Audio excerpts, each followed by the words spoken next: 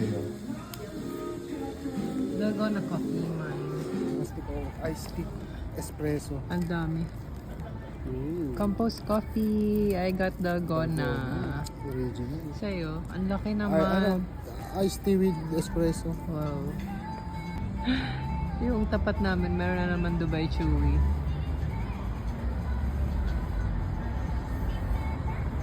Bale, tatlong magkakatabing coffee shop tong napuntahan namin. Compost Coffee, isang hindi ko mabasa kung ano, basta cafe and bakery. And then, the other one is Mega Coffee again. Ito siya. Ay, may Starbucks pa nga pala. O, bali, apat. Starbucks, Compost Coffee, the cafe and bakery, and then Mega Coffee.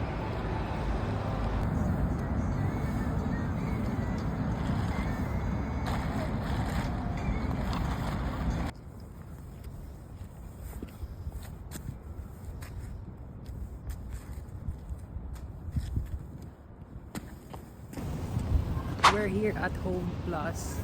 Para siyang grocery store ng Korea. Malaking grocery store. Gusto ko lang makita ko anong laman ng grocery store nila dito. For the locals. Ito ang adventure namin for our last day. Actually, naligaw kami kung saan kami nakarating. From the station. Naglakad kami kung ano-ano ang mga nakita namin area. Okay lang. At least we get to see other side of Korea. Ang lamig pa din, as in ang lamig, grabe. Yun ang masasabi ko sa trip na to. Malamig. Akala ko nga spring season na. Pero it's still freezing cold. So if you're going here this March, make sure to pack some thick jackets. Pero I think by end of March, okay na din yung panahon. Medyo, hindi na ganun kalamigan. Check nyo na lang sa weather. Pero minsan hindi naman accurate talaga. Kaya dito na lang kayo bumili ng panlamig kung kulang ang dala nyo.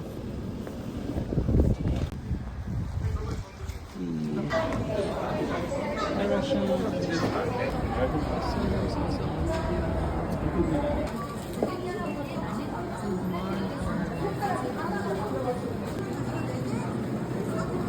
pretty cakes. Ang ganda.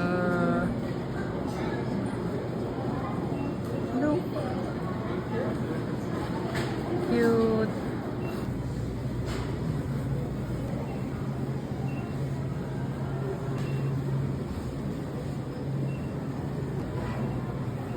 Breads. It's basically their grocery store. Ang ganda ng mga choices. Oo. Next time na punta namin ng Korea, dapat dito kami maunang pumunta. Para at least makabili na kami ng mga food options na we can eat while we're here. Cute, may fudgy bar sila dito.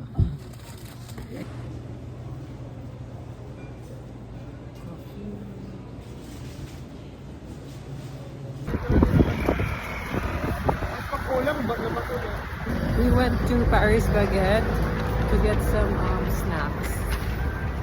Slash dinner. Nandito na kami sa area namin, malapit sa Airbnb. And then we're just gonna get another coffee from Mega. Hindi na sulitan si Claude sa Compost Coffee. Mas type niya yung Mega. We just ordered to go. Very convenient ang payment nila. Puro card payment na halos sa mga stores. Pero syempre sa mga markets and yung sa mga adjun, cash pa din.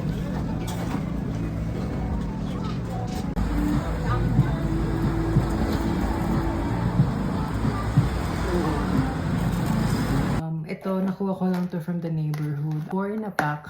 Nabawasan na ng isa. Nasa 16 or 21,000 won. Nakalimutan ko na kung magkano. Let's open. Medyo na-tone na siya kasi kagabi. Nandun to sa chiller display nila. Ayan, medyo malambot. Wait, let's get tissue. Ganito siya kaliit. Maybe, pwede ako mag-offer na ganito kaliit na yung bite size and then 4 in a pack. Hindi ko lang alam kung magkano, no? Magkano kaya? Ito, small lang siya. I think this is 15 grams siguro or 20 yung chocolate. Let's taste. Cheers!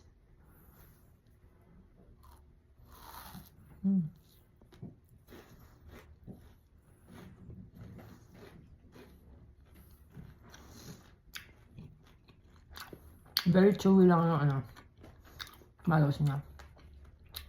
May kunat-kunat. Pero masarap pa din. Yung cocoa niya parang on the lighter side yung cocoa. Pero yung loob niya very crunchy. And pistachio talaga naman yung lasa.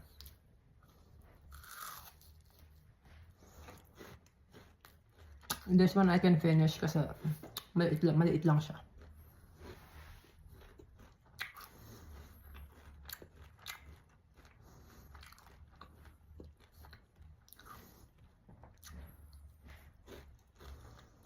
Sarap. We are eating bread. This is from Paris Baguette. Diyan lang sa labas namin, ng Airbnb, sa kanto. Ito yung usong bread sa kanila. Para siyang, anong kind of bread ba to? Basta soft bread. And then, I think this is parmesan or like, hindi ako sure. Ano kaya to? Anong pangalan ba nito binili mo? Hindi, parang lasa siyang chiffon. Yung outer. And then inside, it's cream. Sana wag sumakit ang chocolate. Pero ang sarap niya. As in. No? Meron din itong chocolate dun sa Lotte Mall. Lotte World Mall. Kami nakita yung parang sikat na bakery. Yung Paris something something din. Na may mga Dubai Chewy. Ito yung nakita ko. Pero yung kanila pahaba. Popost ko dito yung photo kung ano yung tsura. Pero ito yung bread sa kanila ngayon. Hindi ko alam kung papatok to sa atin, no? Parang hindi tayo masyado mahilig sa cream. Unlike yung dito sa Korea. Puro sila cream. Mahilig sila sa cream. Pero yung taste ng cream nila parang milky. Milky taste. Harap.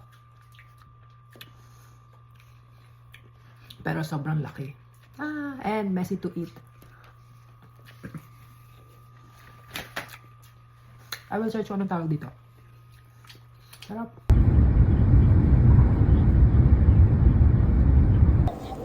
We're now at Incheon Airport. Ang daming restaurants. Babalik lang ako ng wifi. Nakalimutan ko kung saan. Level 1? Hall F, ang alam ko. Ang ganda ng airport nila. Good thing maaga kami dumating. At least ma-explore pa naman yung airport.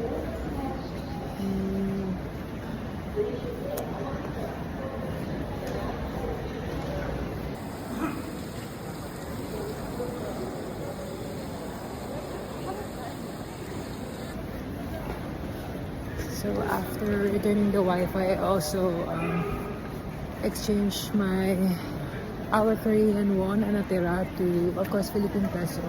Kasi sayang malaki din yung natira namin. And then I'm going back to the departure area sa 3rd floor. Medyo maraming tao ngayon. Siguro kasi maaga pa. Pero hindi, late na din. It's already 9. Di, 10 na pala.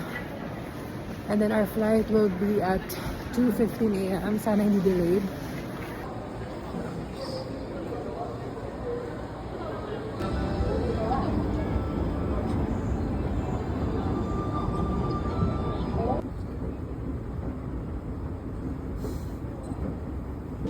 We already passed the immigration and nakalipat na din kami dun sa mga boarding gates. We're just waiting for our flight. Pero kakain muna kami ng dinner. Our last dinner here in Korea. Ito yung kakainin namin. Parang ang anghang sa akin.